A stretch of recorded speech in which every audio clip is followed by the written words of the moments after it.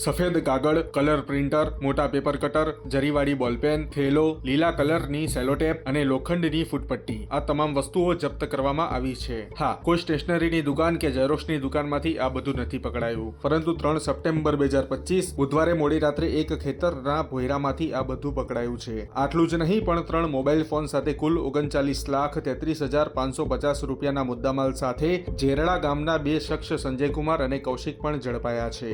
લાખો રૂપિયાના મુદ્દામાલમાં 500 રૂપિયાની કુલ 5,494 નંગ ચલણી નોટ પણ પકડાઈ ગઈ છે અને આ ચલણી નોટ હતી નકલી. હા, બનાસકાંઠા લોકલ ક્રાઇમ બ્રાન્ચ એટલે કે એલસીબીએ બનાસકાંઠાના ડીસાના મહાદેવિયા ગામમાં આવેલા રાયમલસિંહના ખેતરમાં મોડી રાત્રે દરોડા પાડ્યા હતા. આ દરમિયાન સ્ટેટ બેંક ઓફ ઇન્ડિયાના અધિકારીઓ પણ સાથે હતા. દરોડા દરમિયાન ખેતરમાં આવેલા એક નાના મકાનમાં જે ચાલી રહ્યું હતું તેને જોઈને પોલીસ પણ ચોંકી ઉઠી હતી. અહીં નકલી ચલણી નોટ બનાવવાનું કામ ચાલી રહ્યું હતું. રાયમલસિંહની શોધખોળ ચાલુ છે, એટલે આ બધું કેટલા સમયથી ચાલી રહ્યું હતું અને આમનું નેટવર્ક કેટલું ફેલાયેલું છે તે તો હવે રાયમલસિંહની પૂછપરછ બાદ જ જાણવા મળશે. તમને જણાવી દઈએ કે રાયમલસિંહ પહેલાથી જ 16 ગુનાઓમાં ફસાયેલો છે અને સંજય પણ ગુનાહિત ઇતિહાસ ધરાવે છે. મિત્રો, હવે આ ઘટનાને લઈને તમારું શું કહેવું છે તે જણાવજો અને અસલી નકલી નોટ વચ્ચેનું અંતર શું છે તે તમે રૂબરૂ આસપાસની બેંકનો સંપર્ક કરીને જાણી લેજો, કેમ કે અમે જણાવીશું તો પાછા આવા શખ્સો એવા પ્રકારની નોટ બનાવવાનું ચાલુ કરશે.